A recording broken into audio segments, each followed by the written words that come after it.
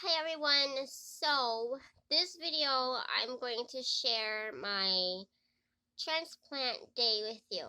I remember everything from that day on until I go into the OR doors. So I'm going to talk about the moment of the call all the way to the OR doors. Now, from the OR doors on to till I wake up is nope. Only God knows exactly what went on in that room. And then when I wake up, of course, I will do more videos talking about waking up and how it went from there. But the night and day of the transplant, I can talk to you about. So, on July 22nd, no, I'm sorry.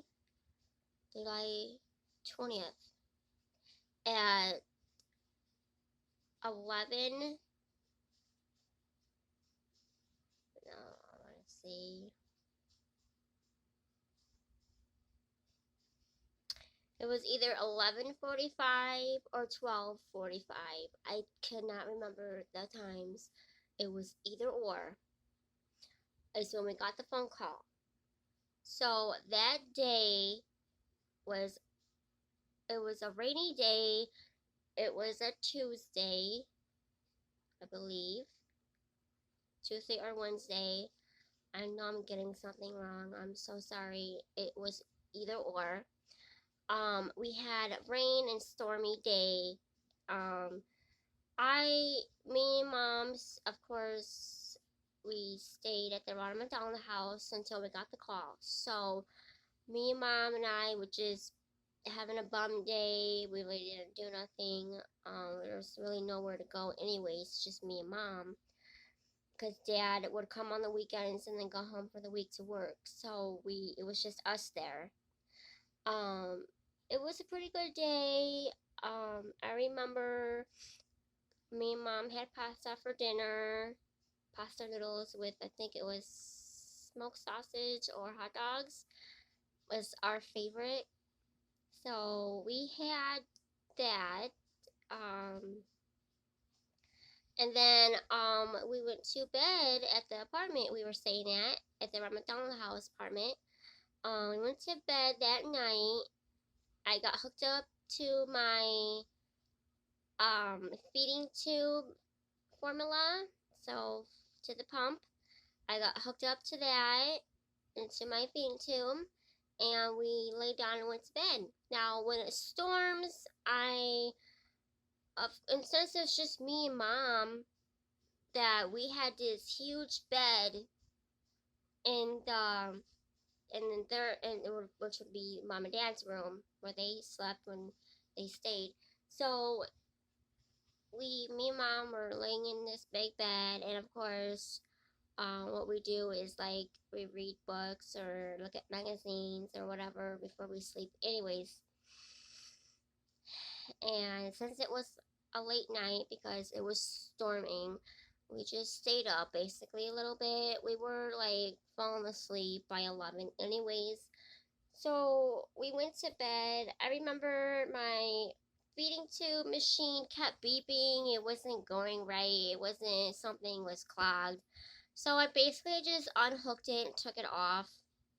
Unhooked it and set it on the machine and said forget about it because it kept beeping and I wasn't gonna stay up all night. Um, thankfully, I'm thankful I did that because a little bit after that is when I got the phone call for lungs. And of course, they say you're not for surgery, you can't eat after a certain time and all that. So that really saved me because then it would have pushed me back longer for surgery if I had those it was 4 cans of Nutrin. So it was like, I don't know, it was like cans were not that big, but they were full cans, 4 of them. If I would have took all 4 cans, it would have pushed my surgery back because you have to be empty in order to have this big surgery. So I'm glad that I only have probably just a little bit of 1 can. So thank goodness, because I would have been super full and had to go through what I had to go through. It was really intense. So I got my call, and then me and mom called a cab, and then we packed our bags and got ready. Our bags are basically packed. We just had to like put in the things that we use daily, just so that we had it, so that way mom didn't have to run back and forth from the Ronald McDonald House to the Children's Hospital in St. Louis, because everything was right there. But it was just easier for her to not have to run back and forth and leave me, which I didn't want her to leave me, and of course she didn't want to leave me. Um, so we got into the cab after the cab came, and we got to the hospital. We checked in, and then they asked me again. When we got to the desk, are you sure you want to accept these lungs? You know, you can say yes or no.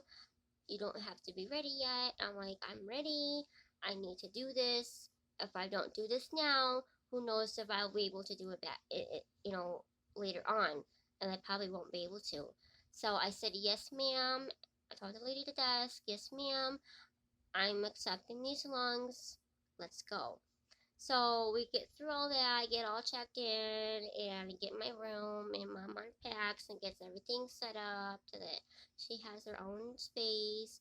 Then we get there, and then we get settled in, and I started on all my tests and my lab work, and you have to take 2 Benadine or some kind of body wash bath. It's like a sterilized, it's like this brown stuff. I don't know. But you have to do this, and you have to do this thing where they put a bunch of fluid up inside your butt to clean out everything to make sure you're empty. So I had to do that twice, and that was just disgusting. It hurt really bad, and then I had to release it all, and it's just, I couldn't believe it. I've never done that before.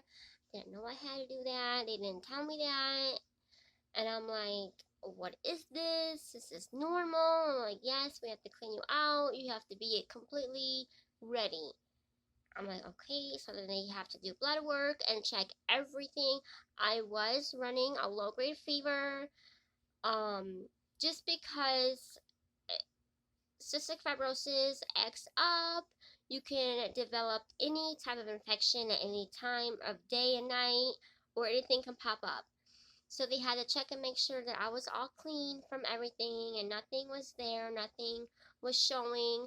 All my lab work came back fine.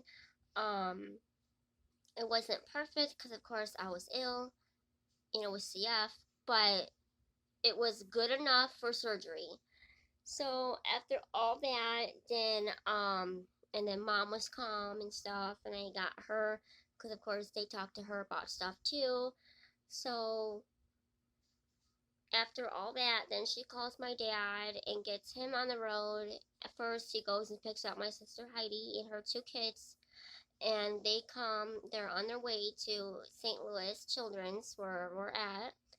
Um, It was just hours and hours before I could even go into the OR doors of getting me situated, checking every ounce of my body inside and out that I was perfectly fine for this surgery, and making sure, also waiting on those perfect lungs to come. They had to go get them from Kentucky. So they had to go get them, they had to feel them, check them out, test them, and everything came back perfect with everything they did to those lungs. They were ready for me. So then they had to get them on the helicopter and bring them to the hospital. Of course, all of this takes hours. So we got my call about 11:45 or 12:45. I'm not sure exact time. And then we get at night, AM, and then we get to the hospital, and then I have been getting everything done throughout the whole morning. Like, I had no sleep. So come 6 a.m., I am finally done with everything they had to do. Of course, there was a whole lot more to do before the time comes, but they told me to take a nap because I had just gotten done with x-rays. Again, you have to do like 2 sets of everything because you have to do it when you get the call, and then you have to do everything before you go in to the OR doors to make sure that nothing's changed from boom, boom, boom. So, it was 6 a.m. and my dad was just getting on the road to come to St. Louis, or just getting there. I don't remember. I think he was just getting to St. Louis. I'm pretty sure, because he had to go pick up my sister and get them ready and stuff. But we had to wake everybody up. We had to call like everyone up and say, "Hey, it's time. You gotta get here." So the main thing, I wasn't scared. The only thing that I was flipping out about is, what if my dad and my sister do not show up on time, and this happens without them, and this could be the last chance that they ever saw me. So I was having a fit and I was crying and flipping out, thinking that I'm not gonna see them, and that I had very good nurses at this time that took care of me up until my transplant surgery was scheduled. So I was having a meltdown, and of course, nurses came in because they, my everything, I was hooked up, so my machines were going off because I was pretty upset. So they came in and like, "Honey, it's all right, calm down." And my mom was calming me down too. And they're like, "You will be able to see your family before you go. This is not going to be a fast thing. This is a slow process. So we have to make sure that everything comes back good, and everything doesn't that we test doesn't come back within seconds. It takes a couple of hours to make sure that everything that we test comes back fine. And if we see something that's not right, then we redo it again." So I'm like, okay. So I was calmed down and knew, because in my head I thought, okay, it's gonna happen, boom, boom, boom. It's gonna go quick, it's gonna happen. And I'm sitting here with nobody but my mom, and I was just like, I can't do this. I need my dad here, my dad and my sister. And so after about 7 a.m., I was calmed down enough, and I was gonna take a nap. They told me to sleep. You need your rest, you have to sleep. And I can't sleep. I was just like ready to get this done because I was getting hungry. And I'm like, I'm just getting hungry. I didn't have my feeds that night because my machine wasn't working. So about 7:30 a.m., my dad, my sister, and my two nieces come walking in my room, and the feeling that I got was off the charts. I was just so happy that my dad came in, and then everybody followed behind him. But just seeing him, I was like, okay, I'm ready. Let's go now. Let's get this done. I'm excited now. I'm ready. And they're like, not yet. The nurses are like, you were so excited for this. I'm like, I am. I cannot wait for this. So after everybody got in and settled and everything, then we just started talking about the what ifs, and what I wanted to say to everybody, um just everything, and everything went pretty well. There was really not that many. I mean, no one really cried. I didn't cry. um I was just ready. Everybody was ready. We were excited, we were happy, and of course, we were just thankful that we have a donor and a match, and we have these lungs. They're on their way. They weren't even there yet. And then of course, we felt our feelings for the family that these lungs are coming from, and came to mind of everything that they must be feeling or had to feel, and for them to do this was even more amazing, and wonder what their feelings on it was.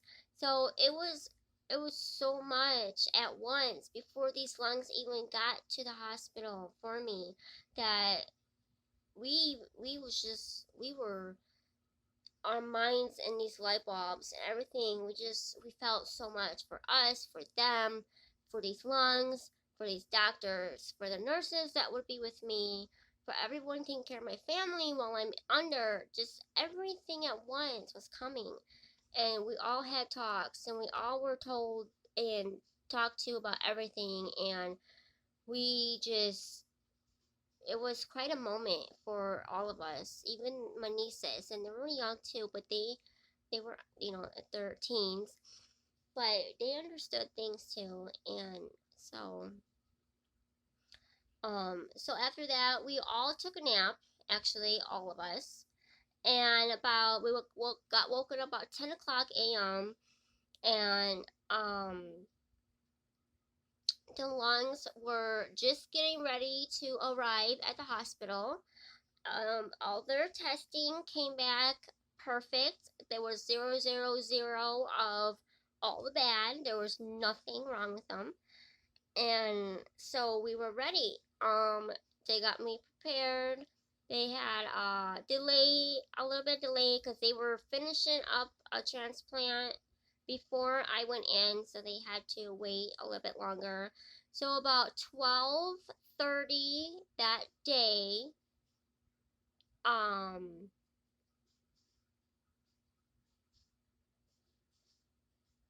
about 12:30 that day, I went in the OR doors. I kissed everyone goodbye. I said, everyone, not really goodbye. I just said, see you in a little bit. And I told everyone, my nieces were crying, everyone was crying. I like, no, don't do that. I'm gonna be right back. Watch me. I'm gonna do this. 9.5 hours later, I did it. And now, here I am, 9 years later, and I'm still doing it. And I wouldn't change nothing. I won't go back and do nothing any different. We did this. We're in this together. I can't wait